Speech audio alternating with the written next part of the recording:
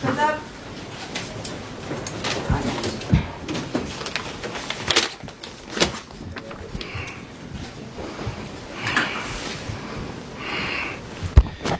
Thank you all. Everybody ready? So we're here today with a purpose, and a couple things I think need to be said, and I'm sure all of us will express it in our own way. Yesterday was a tragic day for America. Charlie Kirk was assassinated.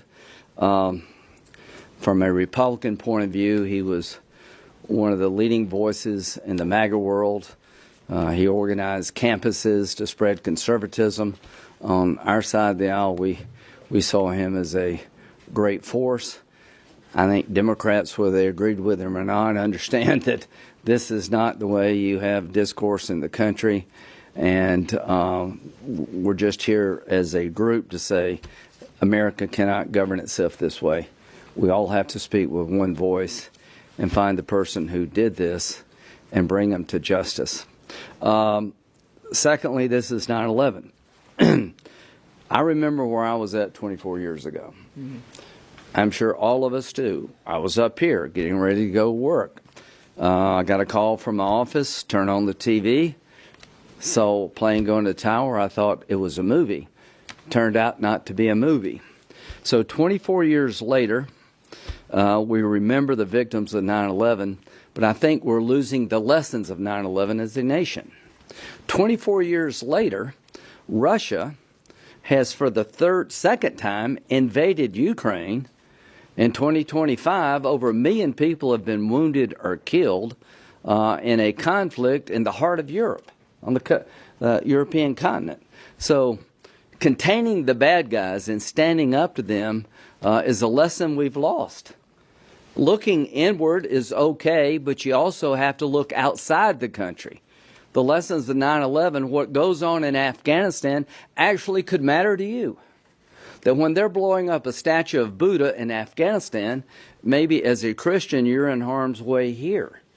So I would say that when one country wants to take over another country and exploit the population, rape and murder the people, defy international norms, you should be concerned because it will matter to us. So in the 1990s, Ukraine gave up 1,700 nuclear weapons with a promise their sovereignty would be protected by Russia, the Brits, and the United States. And along comes Putin. In 2014, he invades. In 2022, he invades. And literally over 1 million people have been killed or injured, and millions have been displaced. So I would argue 24 years later, we kind of let our guard down when it comes to people like Putin. So what are we going to do today? We're going to try to create another front against Putin's Russia. We're all united about making people who buy cheap Russian oil, China, India, and Brazil, buy it cheap and prop up Putin's war machine, to think twice about doing it by going after their economies. If you buy cheap Russian oil to prop up Putin's war machine, we're going to create a system where you can be tariffed here. Pick between our economy and cheap Russian oil. So we've brought a lot of attention to that matter. But there's another pressing issue that the world has not talked enough about. Senator Klobuchar was the earliest and leading voice on behalf of the children. Now, how did I know about this? Katie told me that Amy's got a resolution about 19,000, 20,000 children that have been kidnapped by the Russians from Ukrainian families. I said, are you sure about this? And yeah, Amy was right. Katie was right to be concerned. This is 2025. The Russians have invaded Ukraine, and they have kidnapped, we think, 19,546 Ukrainian children away from their families in Ukraine, brought them to Russia in some form, and the teenagers, they're training them to fight their own country. What's the right answer? Do something about it. Get off our ass as a world and make this, like, unacceptable. So there are, 4 countries under U.S. law that have the designation of being a state sponsor of terrorism. We're here today to say you need to add one more. So this legislation, if passed, would designate Russia as a state sponsor of terrorism under U.S. law until they return the children. If you want to vote no, we will make you famous. You need to vote. Thune and Schumer need to bring this bill up soon so we can tell Europe and the rest of the world, follow our lead. What does it matter to be a state sponsor of terrorism under U.S. law? Your economy is radioactive. You do business with Russia at your own peril. We have laws on the books that punish state sponsor of terrorism. It's hard to get on that list. Well, let me tell you, Russia's earned the right to be on this list. So what we're going to do is we're going to roll out our bill today. We're going to ask leaders of both parties to give us a chance to debate this and vote on it. And we want to put in motion right now a process that would lead quickly to Russia being a state sponsor of terrorism, telling everybody in the world who props up Putin, you're running afoul of U.S. law, and we're watching what you're doing, and you're going to pay a heavy price. It's one thing to go after their oil sales. We're doing that. But somebody needs to speak up for the children. We're doing that today. And we're going to have all of our colleagues lend their voice to our cause. And we're going to make Russia, under U.S. law, what they are. Terrorists. This is what terrorists do. They rape, they murder, they kidnap. So I'm looking forward to this debate, as you can tell. I'm looking forward to this vote. And if Russia doesn't want to be a state sponsor of terrorism under U.S. law, return the children. Senator Blumenthal. Thank you. Thank you, Senator Graham, as always, for your leadership. Senator Graham and I have been to Ukraine 8 times over the last 3 years. We've been there together. We've worked together on various measures, and we've seen some of those kidnapped children. I want to begin by saying that political violence should be condemned and stopped, no matter what your politics, no matter where you are on the political spectrum. Violence has no place in America and American political discourse.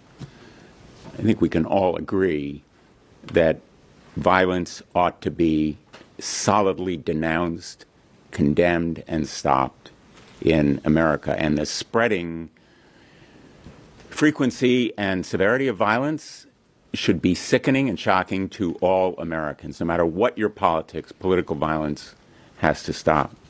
And there is a through line from 9/11 to all of the political killings to the terrorism that we're seeing in Ukraine, which is violence. The violent abduction of these children is a crime against humanity. Vladimir Putin is a war criminal. Among the 20,000 children that he has abducted and kidnapped is a 2-year-old infant who will never know her name. She'll never know her parents or the town where she was born. She's been taken from them and placed in another family where she will be taught Russian, not Ukrainian. And she will be taught to hate Ukraine because Vladimir Putin believes that there is no Ukraine. What he is seeking to do by kidnapping these children is to erase Ukraine from the face of the earth. We've seen it before in Europe. And we've called the leaders who did it war criminals, and we've condemned some of them to death. Now, what we're doing here is calling Russia what it is under Vladimir Putin's leadership, which is a state sponsor of terrorism. And it will continue to be a state sponsor of terrorism unless it returns those children. And new leadership in Russia can remove it from that list. But for now, we want to add it to that poster. In fact, if somebody has a magic marker, we can do it right now. Yeah, that's what we're doing. How do you spell Russia? All right, guys.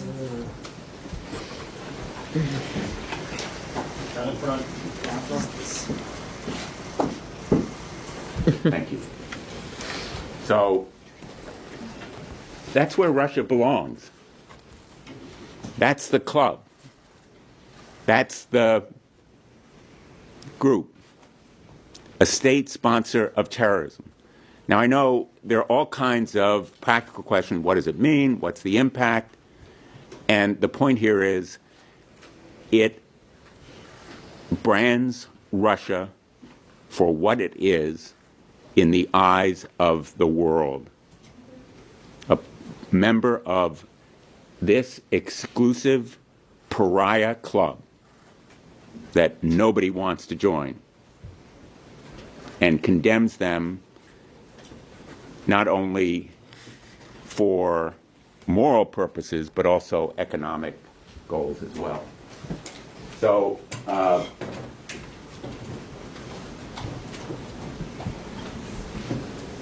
I would just say this measure is no substitute for our sanctions bill, which is also bipartisan, 85 co-sponsors.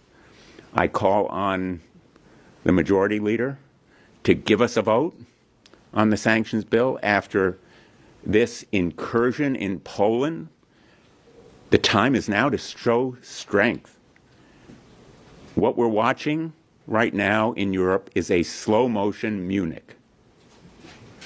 Appeasement is not a strategy. We need scorching sanctions that will cripple Putin's economy by stopping the flow of money from India, China, Brazil, and others who are buying Russian oil and gas.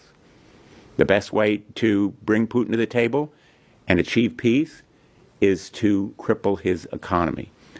And that's the goal of our sanctions bill, which we hope will actually inspire President Trump to continue what he is doing as he imposed sanctions on India.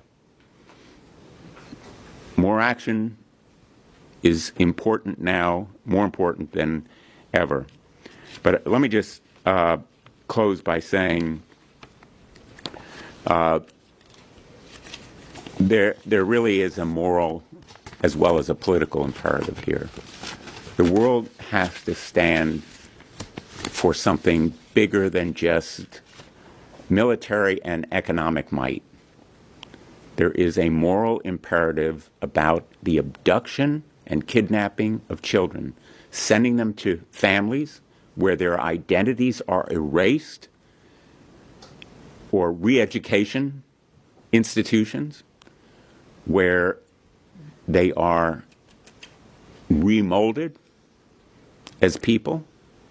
This kind of atrocity we thought ended decades, even centuries ago. It is inhumane. It is an atrocity and a war crime. And the United States Congress should stand up and call it what it is. And I am really proud and grateful to be part of this bipartisan group in raising this issue. Senator Klobuchar. All right. Thank you very much to both of you. Thank you as well to Senator Britt. I also, like my colleagues, want to make very clear that there is no place for this political violence. And you think about Charlie Kirk's wife today, you think about those little babies that are never going to know their dad growing up. And I can't help but think about what's happened in Minnesota this summer. Same thing, right? A madman killing our former Speaker of the House and her husband, gunning them down in their house, killing, attempting to kill another legislator, 8 bullets through him, 9 bullets through his wife. That all happened in our state.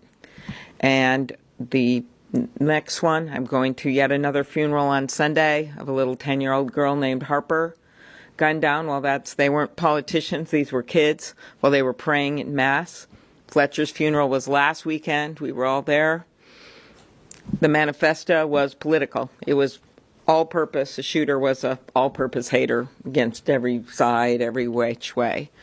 But that's what we're seeing right now, and it has to end, and we have to join together to condemn it. So we're here today on another atrocity, and that is these Ukrainian kids. Etched in my memory forever will be the trips that I took to Ukraine, one of them with Senator Blumenthal, but another with Senator Portman, the burned out apartment buildings, the mass graves. It just goes on and on and on. And now you have nearly 20,000 kids. It's one estimate. One is at 35,000, with only 1,600 returned. And if you want to know what terrorism about, it's kidnapping kids. And one of the things that we have made very clear is that these kids must be returned before there's any negotiation on the war, only because you can't start having incentives for combatants in war to capture and kidnap kids. These kids, Lindsay mentioned the ones that were being trained to be part of military in Russia. You also have kids that parents, desperate, were told, well, just come to a summer camp in Russia, and it'll be a way for them to take a break. It'll be a safe place, and they never come back. You have kids that were taken either in the war zone or more likely in a situation like this when they were so young that they can't even remember their Ukrainian language or the Ukrainian culture. And the parents aren't going to be able to identify them because they were 1-year-olds or 2-year-olds when they were taken. And now they've been there for 2 years, 3 years. That's what's happening right now. I did a meeting with some of the families, Ukrainian families in Minnesota, and as one of the moms told me, Irina, when we met them, she's talking about the one she met, a few that came back, they didn't cry, they didn't scream, they just stared, eyes wide, eyes empty. So that is why I support this bill, but it is also why Senator Grassley and I came together on our resolution. But there's another bill that's very complementary to this right now that we are working, and I believe will get included in the defense bill, and that is to make sure that we keep tracking, that we assist the Ukrainians in tracking these kids. And we appreciate the First Lady's involvement in writing a letter to Vladimir Putin directly about these kids. And we believe that this must be bipartisan as we go forward. But Senator Grassley and I are hopeful that this will complement this new bill, and that is that we make sure that as a nation we're continuing to track these kids so that when this war ends or even before it ends, we will know who's out there and as best as our ability where they are so they can be reunited with their families. Thank you, Katie. Thank you. Senator Klobuchar, thank you for bringing this to light and making sure that we all could focus in on it. And Senator Graham, thank you for your leadership on this, and Senator Blumenthal and bringing us here today. Before I start on the issue at hand, I want to echo what you've heard from my colleagues. Political violence has no place in America. What we saw yesterday, and everyone saw it, is sickening. It is disgusting. It was a political assassination. And all of you sitting in these rows have a duty and an obligation to call it that. You know, when I'm thinking about Charlie, obviously his faith was the most important thing in his life. His wife, his children, our prayers are with them. But he influenced countless Americans and people across the world. My kids being amongst those groups. Talking with them last night, talking through this with them last night, is just unthinkable that this is happening in the United States of America. And so the time for unity, the time for peace, it is now. I think back to when Senator Graham talked about 9/11. I was in a college class. There in the business school, a really large lecture hall, and the uncertainty of the events were startling for everyone. People were getting various news. I'm sure every one of you remember exactly where you were and how you handled it and the uncertainty of the days ahead. I think about where we are right now and what we're here to talk about. And they have covered this beautifully. I want to focus on the kids. As a mom, I cannot even imagine what it is like to have your child torn from your arms. To know that they're celebrating a birthday or that they had a really bad day and have no one to love them, to hug them, to talk them through it. Knowing that there are not only milestones are missing, but there are moments where you want to create a foundation for your child to be able to stand tall, to stand strong. You think about the uncertainty that these children are feeling, torn from everything they ever knew. We have to speak loudly into this issue, not just today, but every day. And the truth is, we need your help. We've got to elevate this issue in order to be able to bring these children home. And I call on our European friends to stand taller. We all need to be using every tool in our toolbox to bring these babies, to bring these children home. It is clear that Putin will never do the right thing without being forced to. And now is time to make that happen. So thank you for being here. Thank you for covering this. Help us get these kids home. A couple of questions. I have to go. Yes, ma'am. Senator Graham, I know you talked to the president yesterday. How was your conversation? Because by my count, it's been 6 months since you first started talking and pushing for this bill. When is the patience running? Well, this bill is, I can't remember how long we've talked about this one, but this one's relatively new on people's radar screen. That's why we don't do the news conference. And back to Amy, she's the one that brought this to my attention. And, I think what people understand what's going on in Russia with these kids, hopefully tonight a firestorm. So I talked to him about moving forward. He's very intent on making China pay for propping up Putin.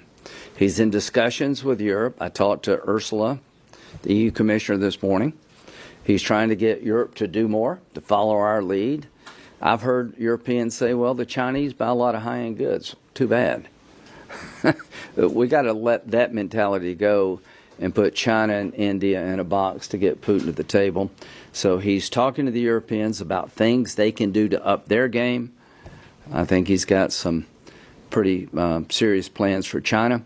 And I encourage the president to, that our bill would help him. That our bill would be, Congress would be basically giving him the authority to do what he's doing, which would help him in court. Senator Graham, had this bill been in force a month ago, would President Putin have been allowed to set foot on American soil in Alaska? That's a good question. Probably not. And let me just say this. I don't care how we end the war as long as we end it justly. The children come home. There's no third invasion of Ukraine. Ukraine's independent and sovereign. So my point is, we've tried the red carpet approach. It ain't working. There's more attacks today than there were before. And this is just a reality. Poland, 8 drones, or 19, whatever it is, crosses into Polish airspace. This is on the wrong trajectory. And what we're trying to do today is create a tool that will help President Trump end this war. Yes, ma'am. Hi. 2 questions. One, if this bill became law, would that mean that the U.S. couldn't import anything from Russia, as is the case for North Korea and Cuba? We don't import a lot, but we do still import. There are some exceptions about national security. Doesn't mean you can't talk. We talked to the Iranians, during the negotiations. You can be a state sponsor of terrorism, we can still talk to you. Syria is a state sponsor of terrorism. We're trying to give them a way forward. So it doesn't foreclose dialogue, but what it does, it labels you in a way hard for you to grow your economy. I think we've got a common theme here. We will make it harder for Putin to fund this war. And then on your sanctions bill, is the leader willing to bring it forward for a vote? I'm going to talk to him today about that, based on my meeting at the White House. Anybody else want to say anything? Yeah. Senator Brown, were you also considering adding Belarus on this list? Yeah, I was. There's some connection. Well, they just released some hostages today, and maybe there'll be a breakthrough with Belarus here. Well, We haven't foreclosed. we haven't foreclosed it, but we're focusing on Russia today. On that, what's your reaction to administration agreeing to lift part of this? Well, I'm glad the hostages are out. I'll trust their judgment about how to do that, but we're not giving Belarus. We're still looking at them. Yeah. Thanks, Senator. Would this have any significant military consequences for Russia, and is that your intent? It has it has significant economic consequences to Russia. Russia is the most exposed enemy that we've probably ever faced because they have a single source of revenue, fossil fuels. Their banking industry, they do other things. But this designation makes it very difficult for you to do any above-board business with Russia. We have Europeans have sanctions on Russia. Clearly, they're not getting him to the table, right? Look at who's on this list. Anybody want to go to Cuba, North Korea, Syria, and set up business right now? Probably not. By putting Russia in that category, I think we're going to do a lot to cripple Putin's ability to maintain this war. A company that does business with a state sponsor of terrorism is going to have a lot of explaining to do to consumers, to suppliers, to everyone involved. It makes Russia a pariah state.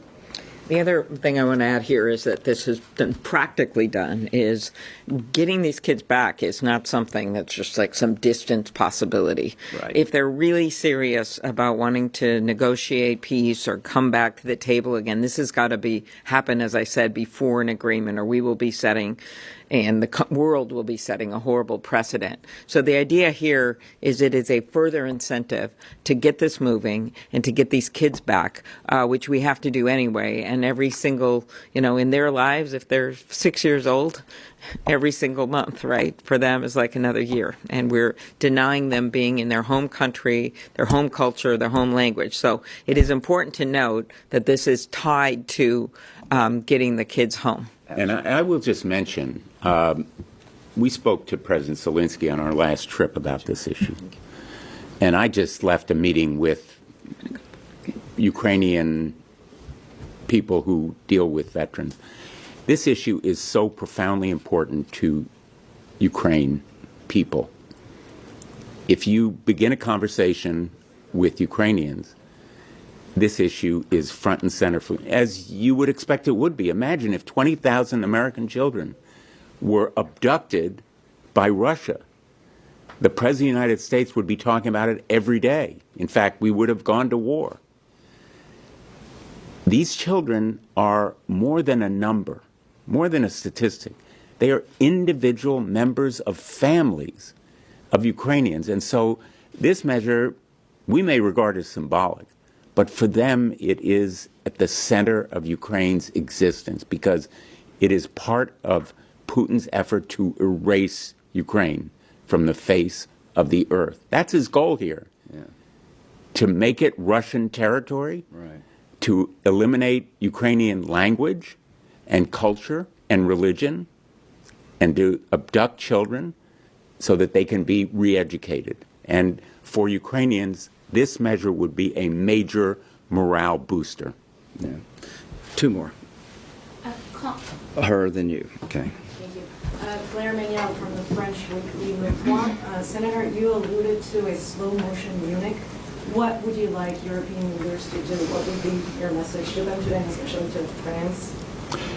I support President Trump in asking Europeans to do more, devote more of their budgets to military aid for Ukraine, buying American arms that can be transferred to Ukraine, more F-16s, long-range artillery, interceptors for their Patriot missile systems, and yes, more drones. But America also has to step up with increased production capacity so as to have the munitions and artillery and other arms that can be transferred to Ukraine. But I also want to see European economic sanctions coordinated with American economic sanctions. They have like a lot of sanctions Europe has put on. They got 19 more. They're looking at oil refineries. They're a step in the right direction. What do I want the French to do? Tell China and India, as long as you prop Putin up, you can't have access to our economy the way you used to.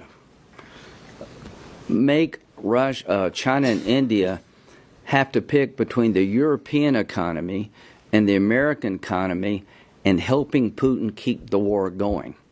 People tell me that India is a prideful country. Well, they got a lot to be proud about. This is not one of their finest hours. Before the war, India was buying 3% of Russian oil. It's close to 30%. They buy it dirt cheap, they refine it in India, and they sell it to the Europeans. Stop buying oil from India, where India buys it cheap from Russia. Stop rewarding that behavior. As to China, they have a big economy. We all want to do business with China. This war would end in 24 hours if Xi told Putin to knock it off. They're the #1 customer of Russia when it comes to oil and gas purchases. If your #1 customer says, I can no longer do business with you like I used to, then we'll have a negotiation to end this war. So what can Europe do? What can France do?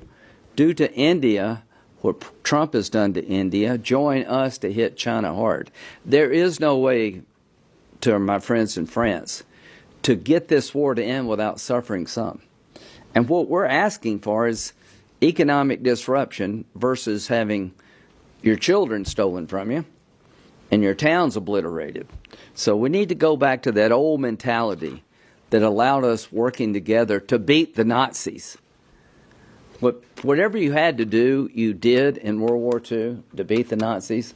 That mentality doesn't exist today. Russia is a threat to the continent of Europe. He's a terrorist by any definition, and those who prop him up should pay a heavy price. Demanding the return of Ukrainian children before any peace deal is negotiated implies that President Putin is serious about negotiating peace, but you've seen what he did in this week. Is he? I love what Senator Klobuchar said. If you're really serious about changing who you are, return the children. And if you deny you have them, let's have a debate in front of the world about who's right. So, you know, like the idea was that we would demand a ceasefire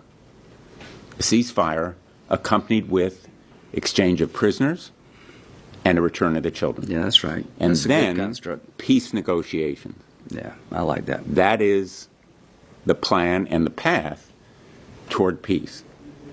And it's realistic if Putin really wants peace. But he's showing every sign he wants continued war. He is stonewalling and playing the United States of America.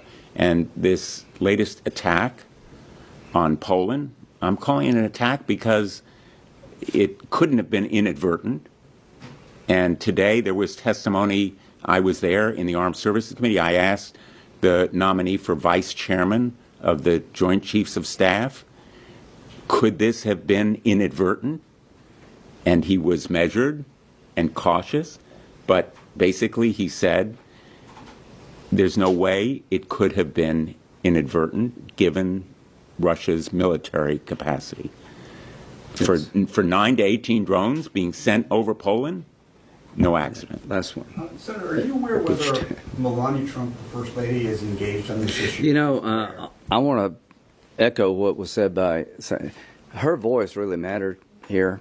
I think she wrote that letter for a reason. I don't want to put words in her mouth, but our First Lady brought attention to not particularly this issue, but the plight of children that allowed us to have a stronger platform.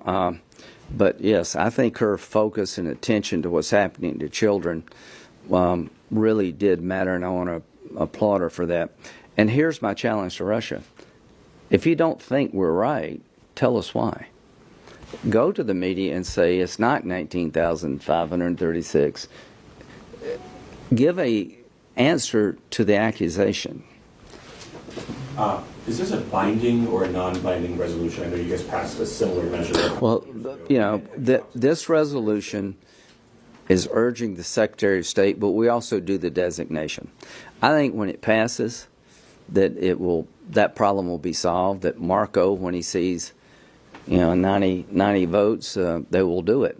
But the resolution is designed to make them under U.S. law. Just to clarify, the bill says the Secretary of the State shall designate Russia as a state-sponsored terrorism within 60 days, Yeah. unless he finds that the children have been returned. Yeah. And then he can take the designation away Yeah. if he finds later that they have been returned. And it's all about the children. Thank you. Good job. Uh,